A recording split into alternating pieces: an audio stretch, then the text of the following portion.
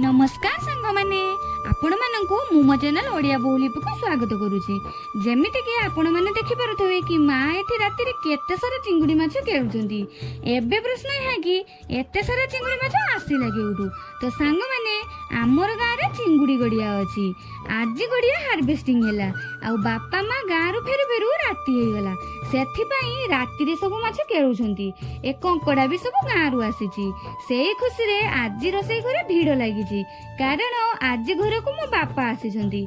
आमर एपटे घर को कुणिया आसले आमे जलखिया मीठा पिठा किछि दउनु कारण आमे बालिया पालिया समुद्र आम पाखरे तेणु आमर सब बेले फ्रेश माछ आ सेथि लागि कुणिया आसिले आमे जलखिया रे पखाळ दउ आ सेमानकर डिमांड थाए कि आमे गले पखाळ खाइबु।